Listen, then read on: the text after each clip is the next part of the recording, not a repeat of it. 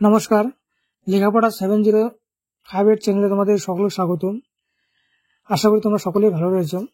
এখন যে টপিকটি নিয়ে আলোচনা করবো সেটি হচ্ছে মাধ্যমিক ইতিহাস পঞ্চম অধ্যায় বিকল্প চিন্তা ও উদ্যোগ। যে অধ্যায়টি রয়েছে সেখান থেকে গুরুত্বপূর্ণ 2 নম্বরের সংক্ষিপ্ত প্রশ্ন উত্তর দেওয়া হবে। তো এখানে 2টি পার্টে ভাগ করা হয়েছে, একটি হলো পার্ট 1 এবং পার্ট 2। পার্ট 1 এর মধ্যে 15টি এবং বাকি পার্ট 2 তে বাকিগুলো দেওয়া হবে। তো চলো শুরু করি। তো দেখো 1 নম্বর প্রশ্নটা কি বলছে, বাংলার ছাপাখানার ইতিহাসের প্রস্তুতি পূর্ব বা প্রেক্ষাপট কি ছিল? উত্তর, 1778 খ্রিস্টাব্দে বাংলা হরফে ছাপা হ্যালেটের বাংলা ব্যাকরণ গ্রন্থের আগে প্রায় 100 বছর ধরে বিকৃত হয়ে ছাপার কাজে বাংলা হরফের খুব স্বল্প ব্যবহার হতে থাকে। এগুলির মধ্যে উল্লেখযোগ্য হলো 1.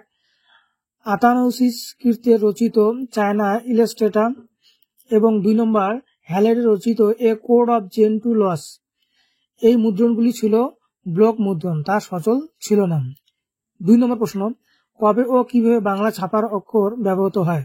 অথবা এই প্রশ্নটি এইভাবে আসে, বাংলা ছাপাখানার ইতিহাসে 1778 খ্রিস্টাব্দ গুরুত্বপূর্ণ কেন? উত্তর, 1778 খ্রিস্টাব্দে ব্রাসি হ্যালহেড ইংরেজ কোম্পানি কর্মচারী বা ইংরেজদের বাংলা শিক্ষার জন্য ইংরেজি ভাষায় a grammar of the Bengal language নামক একটি গ্রন্থ প্রকাশ করেন।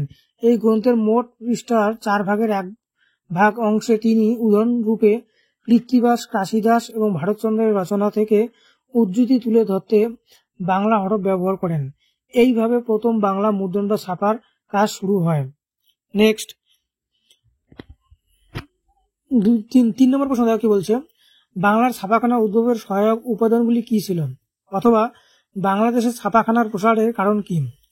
উত্তর, বাংলা ছাপাখানা উদ্ভবের সহায়ক উপাদানগুলি হল প্রথমত ইংরেজ কোম্পানির শাসন প্রতিষ্ঠা ও রেগুলেটিং অ্যাক্ট প্রবর্তনের ফলে বাংলা ভাষার সরকারি কাজকর্ম ও সরকারি নির্দেশের প্রয়োজন দেখা দেয়। দ্বিতীয়ত, তৎকালীন গভর্নর ওয়ারেন হেস্টিংস বাংলা ভাষা মুদ্রণ বা ছাপার জন্য সরকারিভাবে পৃষ্ঠপোষকতা দেন। তৃতীয়ত, চার্লস উইলকিন্স বাংলা মুদ্রণের জন্য বাংলা হরফ নির্মাণ করেন। 4 নম্বর প্রশ্ন, ন্যাথানিয়েল ব্রাসি হ্যালেট বিখ্যাত কেন? উত্তর, ন্যাথানিয়েল ব্রাসি হ্যালেট বিখ্যাত কারণ প্রথমত তিনি ইংরেজ কোম্পানির কর্মচারী রূপে ভারতে আসেন ও মুর্শিদাবাদে কাশিম বাজারে যথাকালে তিনি বাংলা শেখেন এবং পরবর্তীকালে 13 জন পণ্ডিতের সহযোগিতায় হিন্দু আইনশাস্ত্র অনুবাদ রূপে লেখেন a code of Gentoo laws. দ্বিতীয়ত, তিনি ইংরেজ কর্মচারীদের বাংলা শিক্ষার জন্য ইংরেজি ভাষায় a grammar of the Bengali language নামক গ্রন্থে বাংলা ভাষার অক্ষরে বেশ কিছু উদ্ধৃতি তুলে ধরেন। এইভাবে বাংলা ছাপানোর কাজ শুরু করেন বলে তিনি খুবই বিখ্যাত হয়ে আছেন। 5 নম্বর প্রশ্ন, কাকে কেন বাংলার গুটেনবার্গ বলা হয়? চার্লস উইলকিন্সকে বাংলার গুটেনবার্গ বলা হয় কারণ প্রথমত তিনি ছিলেন একজন টাইপোগ্রাফার, প্রাচ্যবাদী ও এশিয়াটিক সোসাইটির প্রতিষ্ঠাতা সদস্য এবং পঞ্চানন কর্মকারের সহযোগিতায় প্রথম সচল বাংলা মুদ্রাক্ষর নির্মাতা। দ্বিতীয়ত, চার্লস উইলকিন্স ছিলেন বাংলা হরফ বিশেষজ্ঞ। তিনি নিজ উদ্যোগেই বেশ কিছু বাংলা হরফ ঢালাই করেছিলেন এবং এ কারণেই তার বন্ধু হ্যালেট ও তৎকালীন গভর্নর জেনারেল ওয়ারেন হেস্টিংসের অনুরোধে হ্যালেটের ব্যাকরণের জন্য প্রথম বাংলা ছাপার হরফ প্রবর্তন করেন। তৃতীয়ত, বাংলা অক্ষরের বাঁক বা অনিয়মিত উচ্চতা বা ভিন্ন ভিন্ন ধরনের আকার ও বৈশিষ্ট্যের পরিপ্রেক্ষিতে বাংলা হরফের সাজ নির্মাণ ও হরফ ঢালাইয়ের জটিল এই কাজটি করেন উইলকিন্স। 6 নম্বর প্রশ্ন, চার্লস উইলকিন্স বিখ্যাত কেন?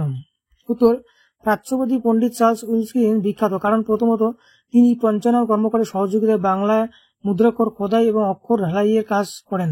দ্বিতীয়ত, তার তৈরি বাংলা মুদ্রাক্ষরের সাহায্যে হ্যালেট তার বাংলা গ্রামার বইটিতে উদাহরণরূপে বাংলা মুদ্রণের ব্যবস্থা করেন, তাই তিনি বাংলার গুটেনবার্গ নামে পরিচিত। নেক্সট 7 নম্বর, বাংলার ছাপাখানার বিকাশে পঞ্চানন কর্মকারের ভূমিকা কি ছিল? উত্তর, পঞ্চানন কর্মকার বিখ্যাত ছিলেন কারণ প্রথমত বাংলা মুদ্রাক্ষর তৈরির ক্ষেত্রে উইলকিন্সকে সহযোগিতা করেছিলেন হুগলি নিবাসী মুদ্রাক্ষর শিল্পী পঞ্চানন কর্মকার।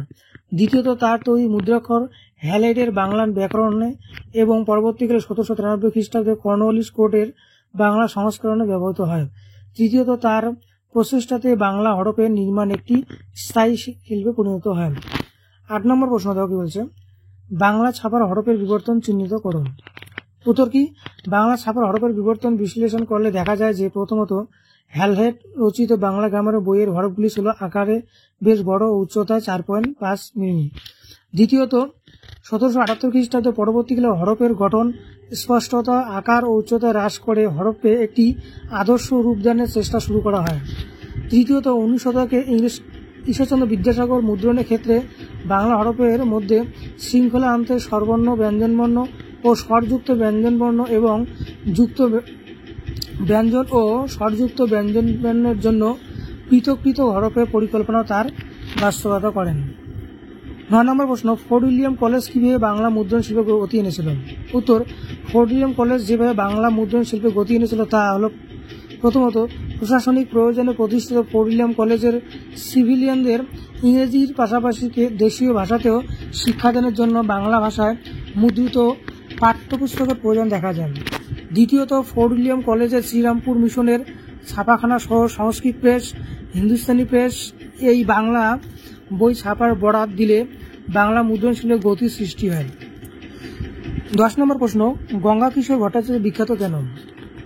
উত্তর, গঙ্গা কিশোর ভট্টাচার্য বিখ্যাত ছিলেন কারণ প্রথমত তিনি প্রথম জীবনে ছিলেন শ্রীরামপুর ব্যাপটিস্ট মিশন প্রেসের একজন কর্মী। দ্বিতীয়ত মতানৈক্যের কারণে তিনি শ্রীরামপুর প্রেস ত্যাগ করে কলকাতায় এসে অন্যের ছাপাখানা থেকে বেশ কিছু বই ছাপিয়ে প্রকাশ করেছিলেন।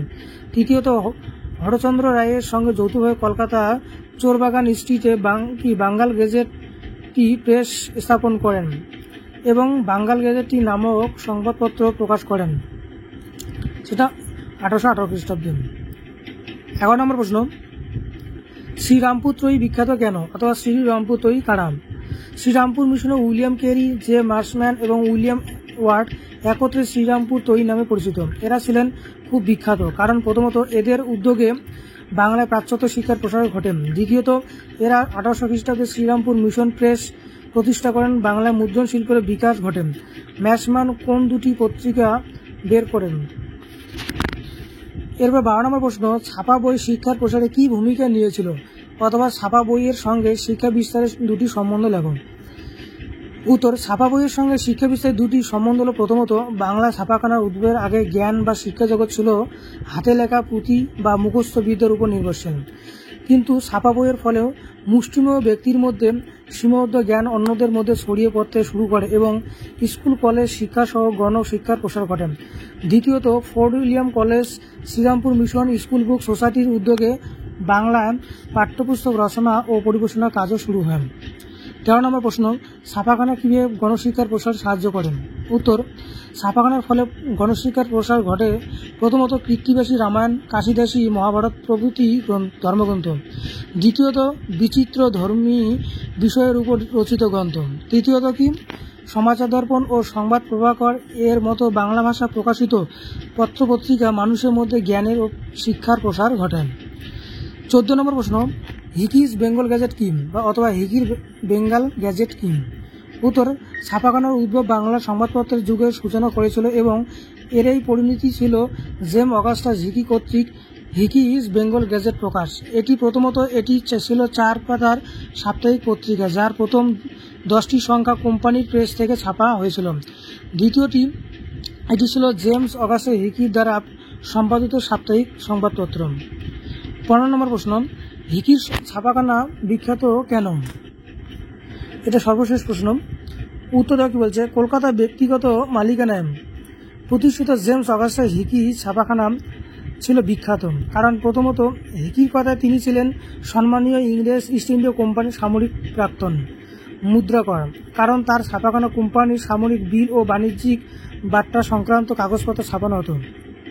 দ্বিতীয়ত ভারতের প্রথম সংবাদপত্র হিকিস গেজেট এর প্রথম 10টি সংখ্যা কোম্পানির প্রেস এ ছাপানো হলেও পরে তিনি নিজের এই ছাপাখানা থেকেই এই পত্রিকা প্রকাশ করেন। তৃতীয়ত এই ছাপাখানাকে কেন্দ্র করে ব্যবসায়ী মুদ্রণকারী হিকি সাংবাদিক হিকিতে পরিণত হয়। তো এটাই ছিল আজকের সাজেশন বা বিষয়বস্তু। আশা করি তোমাদের ভিডিওটি বা সাজেশনটি কি ভালো লেগেছে। যদি ভালো লেগে থাকে অবশ্যই লাইক, শেয়ার এবং সাবস্ক্রাইব করবে এবং ভিডিওটি শেষ পর্যন্ত দেখার জন্য অসংখ্য ধন্যবাদ।